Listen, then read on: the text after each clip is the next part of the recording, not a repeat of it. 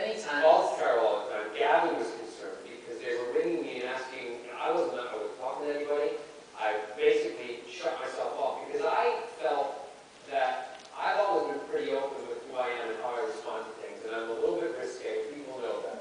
And all of a sudden, I done something that I thought was normal, and I felt like I was being punished for being me. And it was something that was very difficult to come over, but I had to take on board that I also might have offended some people. So I had to come to terms with all of that. Can we just say though, it was a radio?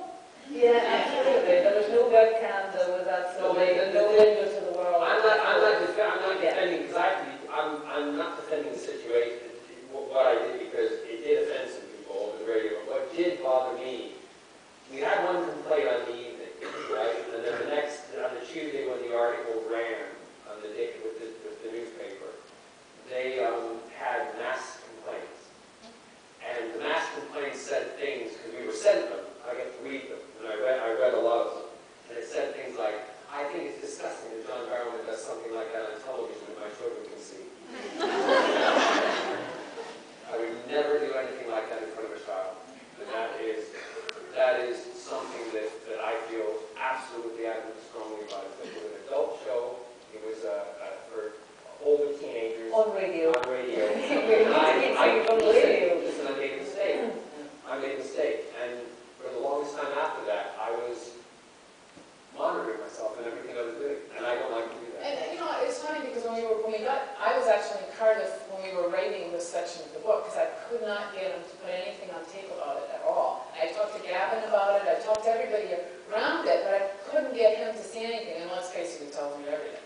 So I knew this was going to be a tough chapter to write, and it was. It was probably the hardest one because he would give me about 10 minutes worth of how he felt, and I know how he felt. I mean, we have regular communication daily. There's an email, there's some funny little smart remark on a text, whatever. Nothing, except for Scott telling me that he was under the duvet and he was not coming out, and he was really, really in a place that Scott had never seen this about him. So I knew this was going to be one of our hardest chapters, and it was. But I'm sure your mom's told you, what doesn't kill you makes you stronger. Well, it does. It does. And I actually, I feel a bit uncomfortable talking about it, but I have learned from it, and I still am myself. And when I'm put in the place that people want me to do something like that, I actually think of I do think about it now. I think about everybody else that someone might be offended by it.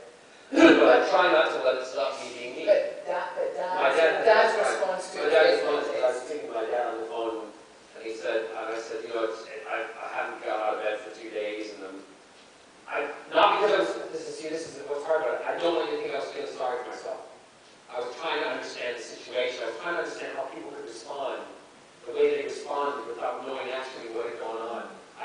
The BBC was being attacked by a newspaper because of something that I had done. The newspaper clearly does not like the BBC and was using me as a pawn to get it done, right? And I found that because not only was I hurt by that, but my family was hurt by it, my friends were hurt by it, my partner was hurt by it. So I was trying to figure all that out. My dad said, oh, John, whatever this guy says, well, you're